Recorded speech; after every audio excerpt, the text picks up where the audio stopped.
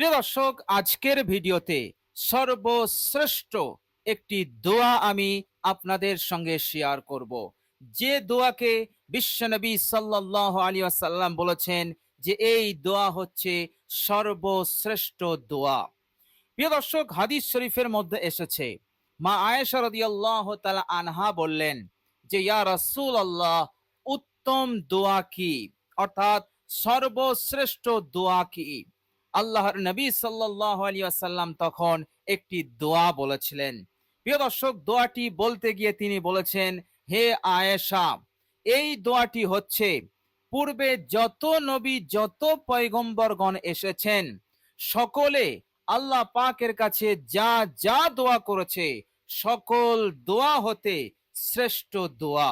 এবং বিশ্বনবী সাল্লাল্লাহু আলাইহি ওয়াসাল্লাম বললেন, আমি যত দোয়া আল্লাহ পাকের দরবারে করেছি তন্মধ্য হতেও এই দোয়াটি হচ্ছে সর্বশ্রেষ্ঠ দোয়া। বলুন সুবহানাল্লাহ। এবং এই দোয়াটি করতে খোদ আল্লাহ রাব্বুল আলামিন আমাদেরকে আদেশও দিয়েছেন, হুকুমও দিয়েছেন। বলুন সুবহানাল্লাহ। তাহলে বুঝতে পারছেন যে দোয়াটি কতটা বরকতপূর্ণ দোয়া, কতটা উপকারী দোয়া এবং কতটা হেল্পফুল আমাদের জন্য। বলুন সুবহানাল্লাহ। প্রিয় দর্শক, দোয়াটি আপনি কখন কোন সময় পাঠ করবেন বিস্তারিত আজকের ভিডিওতে আমি আপনাদের সঙ্গে শেয়ার করে দেব ইনশাআল্লাহ। প্রিয় দর্শক, আপনি যদি এই দোয়াটি পাঠ করেন ইনশাআল্লাহ দুনিয়ার বুকে আপনার যত সমস্যা আছে, টাকা পয়সা থেকে শুরু করে যত ধরনের যত রকমের সমস্যা আছে, আল্লাহ রাব্বুল আলামিন সব সমস্যাকে তিনি দূর করে দেবেন। সমস্যা ছোট হোক, বড় হোক, জটিল হোক, কঠিন হোক, সকল সমস্যার সমাধান এই দোয়ার ওসিলাতেই হয়ে যাবে ইনশাআল্লাহ। আল্লাহ রাব্বুল আলামিন আপনাকে এই দুনিয়ার বুকে সুখে শান্তিতে রাখবেন। আল্লাহ রাব্বুল আলামিন নানাবিধ পেরেশানি, দুশ্চিন্তা, টেনশনকে আল্লাহ পাক দূর করে দেবেন। বলুন সুবহানাল্লাহ। প্রিয় দর্শক, শুধু তাই নয়, এই দুনিয়ার বুকে আল্লাহ রাব্বুল আলামিন জীবন ধারণের জন্য উত্তম জীবন উপকরণ আল্লাহ পাক দান করতে থাকবেন। আর আল্লাহ রাব্বুল আলামিন যে নিয়ামত আপনাকে দেবেন সেটা আর কখনোই আপনার হতে কেড়ে নেবে না। বলুন সুবহানাল্লাহ। প্রিয় দর্শক, শুধু তাই নয়, দোয়াটি পাঠ করার সাথে সাথে জিন্দেগির সমস্ত গুনাহ রাশিকেও আল্লাহ পাক মাফ করে দেন।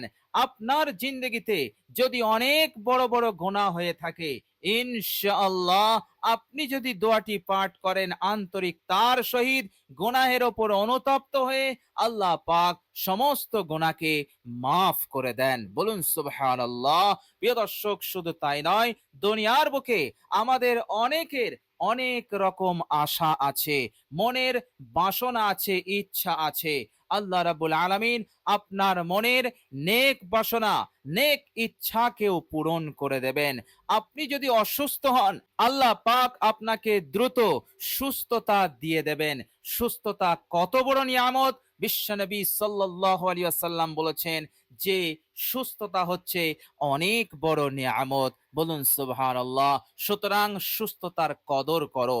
প্রিয় দর্শক, সুস্থতার জন্য হাজার লাখ টাকা আপনি ব্যয় করে ফেলেছেন চিকিৎসার পিছনে, ইনশাআল্লাহ দোয়াটি পাঠ করুন, আল্লাহ পাক আপনাকে ভালো করে দেবেন। আল্লাহ পাক আপনার শরীরকে সর্বদা সুস্থ রেখে দেবেন ইনশাআল্লাহ। প্রিয় দর্শক, শুধু তাই নয়, আল্লাহ রাব্বুল আলামিন এইভাবে করে আপনার কারোবারে, আপনার রোজগারে এত বরকত দেবেন যে আপনি মৃত্যু পর্যন্ত আপনি ধনী হয়ে থাকবেন, আপনার অবস্থা সচ্ছল হয়ে থাকবে। অভাব অনটনের অভিশাপ হতে আপনি নাজাত পাবেন, আপনি মুক্তি পাবেন। বলুন সুবহানাল্লাহ। প্রিয় দর্শক, শুধু তাই নয়, দোয়াটির ওসিলাতে কবরের আযাব আপনার মাফ হয়ে যাবে। মুনকার নাকিরের সওয়ালের জবাব আপনার জন্য আল্লাহ পাক সহজ করে দেবেন। কিয়ামতের দিনে যেদিন উঠবেন সেদিনও আল্লাহ পাক আপনাকে সাহায্য করবেন, সেদিনও আল্লাহ পাক আপনাকে নাজাত দেবেন জাহান্নাম হতে, পুলসিরাতের কঠিন বিপদ হতে। আল্লাহ পাক হার ঘাঁটি হতে আপনাকে নাজাত দেবেন, মুক্তি দেবেন এবং আপনাকে জান্নাতি বানাবেন। বলুন সুবহানাল্লাহ। এই দোয়াটি এমনই পাওয়ারফুল দোয়া, যত নবী পয়গম্বর দোয়া করেছেন সমস্ত দোয়া হতে শ্রেষ্ঠ দোয়া এই দোয়া। বলুন সুবহানাল্লাহ। তো প্রিয় দর্শক, এই দোয়াটি কতটা পাওয়ারফুল, কতটা শক্তিশালী, ছোট্ট একটি হাদিস আমি আপনাদের সম্মুখে পেশ করি। প্রিয় দর্শক, বিশ্বনবী সাল্লাল্লাহু আলাইহি সাল্লাম শুনতে পেলেন তিনার একজন সাহাবী অনেকটাই অসুস্থ, এতটা অসুস্থ যে তিনি একেবারে কঙ্কাল টাইপ হয়ে গেছে, খেতে পারছে না, পান করতে পারছে না, এভাবে করে তার শরীর একেবারে জীর্ণ হয়ে গেছে। হাদিস শরীফের মধ্যে এসেছে, যেমন শরীরে মাংস না থাকলে যেমনটা হয় ঠিক অনুরূপ সেই রকমই হয়ে গেছে। রোগটা এতটাই কঠিন রোগ যে সেই সাহাবী কিছুতেই সেই রোগ হতে সুস্থতা লাভ করতে পারছে না। এখন সেই সাহাবী মরতে বসেছে। এই সময় বিশ্বনবী সাল্লাল্লাহু আলাইহি সাল্লামের কাছে খবর চলে গেল। বিশ্বনবী সাল্লাল্লাহু আলাইহি সাল্লাম শোনা মাত্রই ছুটলেন সেই সাহাবীকে দেখতে। প্রিয় দর্শক, কোন অসুস্থ মানুষকে দেখতে যাওয়া, বিশ্বনবী সাল্লাল্লাহু আলাইহি সাল্লাম বলেছেন সে যেন জান্নাতের রাস্তায় রয়েছে, সে যেন আল্লাহ পাকের রহমতের মধ্যে ডুব লাগাচ্ছে। কোন ব্যক্তি যখন অসুস্থ ব্যক্তিকে দেখতে যায়, আল্লাহ পাকের নির্দিষ্ট ফেরেশতারা হাঁক দিয়ে বলে, হে আল্লাহর বান্দা, তোমার চলা বরকতপূর্ণ, তোমার আশা বরকতপূর্ণ এবং তুমি তোমার ঠিকানা জান্নাতে বানিয়ে নিয়েছো। বলুন সুবহানাল্লাহ। তো অসুস্থ মানুষকে দেখতে যাওয়া, আল্লাহর নবী জান্নাতের ওয়াদা দিয়েছেন। বলুন সুবহানাল্লাহ। তো যাই হোক, বিশ্ব নবী সাল্লাল্লাহু আলাইহি ওয়াসাল্লাম সেই অসুস্থ সাহাবীর কাছে গেলেন, সবকিছু তিনি পর্যবেক্ষণ করলেন। এরপর বিশ্বনবী সাল্লাল্লাহু আলাইহি সাল্লাম তিনি বুঝতে পারলেন যে আমার এই সাহাবীর প্রকৃত রোগ ব্যাধি কি। তিনি জিজ্ঞাসা করেছিলেন, হে আমার সাহাবী, তুমি কি আল্লাহ পাকের কাছে কোনো দোয়া করেছিলে, খাস করে বিশেষ করে কোনো দোয়া করেছিলে? তখন সেই সাহাবী বললেন যে, ইয়া রাসূলুল্লাহ, বিশেষভাবে আমি একটি দোয়া আল্লাহ পাকের কাছে করেছিলাম। আর সেই দোয়াটি হচ্ছে, আমি আল্লাহ পাককে বলেছিলাম, হে আল্লাহ, তুমি যদি আমাকে জাহান্নামী বানাও, তুমি যদি আমাকে কবরের আযাব এবং শাস্তি দাও, তাহলে সেই পরকালের শাস্তি গজব সবটাই আমাকে দুনিয়াতেই দিয়ে দাও, যাতে করে আমি পরকালে ভালো থাকতে পারি, কবরে ভালো থাকতে পারি, আমি জান্নাতি হতে পারি। বিশ্বনবী সাল্লাল্লাহু আলাইহি সাল্লাম শোনা মাত্রই বললেন, হে আমার সাহাবী, তুমি এমন দোয়া কেন করলে? এই দোয়া তোমার কবুল হয়ে গেছে। এই জন্য আল্লাহ পাক তোমাকে এমন একটি ব্যাধি দিয়েছে, এমন একটি রোগ দিয়েছে, যে রোগ, যে ব্যাধিতে তুমি অনেক অনেক কষ্ট পাচ্ছ, যন্ত্রণায় ছটফট করছো, তোমার চেহারা কঙ্কাল হয়ে গেছে, তুমি এমন কঠিন দোয়া কেন করেছো? প্রিয় দর্শক, এরপর বিশ্বনবী সাল্লাল্লাহু আলাইহি সাল্লাম সর্বশ্রেষ্ঠ দোয়াটি সেই সাহাবীকে শিখিয়েছিলেন। তিনি বললেন, তুমি এই দোয়া থেকে তওবা করো, আর শ্রেষ্ঠ দোয়া তুমি, অর্থাৎ এই দোয়াটি তুমি পাঠ করো, আল্লাহ পাক এই দোয়ার বরকতে তোমাকে সুস্থতা দান করবেন। সেই সাহাবী, সেই অসুস্থ সাহাবী, তিনি নিজে বলছেন, বিশ্বনবী সাল্লাল্লাহু আলাইহি সাল্লামের শেখানো এই দোয়াটি আমি পাঠ করতে লাগলাম। তিনি বলছেন, 7 দিন অতিবাহিত হয়নি, আমি রোগ হতে মুক্তি পেয়ে গেলাম। আল্লাহ রাব্বুল আলামিন আমাকে সুস্থতা দান করলেন এবং পরিপূর্ণ সুস্থতা তিনি আমাকে দান করেছিলেন। বলুন সুবহানাল্লাহ। প্রিয় দর্শক, দোয়াটি খুবই সহজ, খুবই সিম্পল দোয়া, কিন্তু আমাদেরকে পাঠ করতে হবে ঈমান এবং ইয়াকিনের সহিত, বিশ্বাসের সহিত, আল্লাহ পাকের উপরে তাওয়াক্কুল, ভরসা রেখে আমাদেরকে দোয়াটি পাঠ করতে হবে। তো প্রিয় দর্শক, চলুন এবার আমরা জেনে নেই সর্বশ্রেষ্ঠ সেই দোয়াটি। প্রিয় দর্শক, এই মূল্যবান দোয়াটি আপনি 3 বার করে পাঠ করবেন। কখন পাঠ করবেন?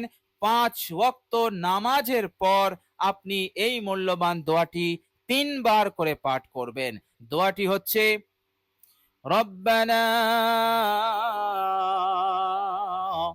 আতিনা ফিদ দুনিয়া হাসানাতাও ওয়া ফিল আখিরাতি হাসানাতাও ওয়া কিনা আযাবান নার।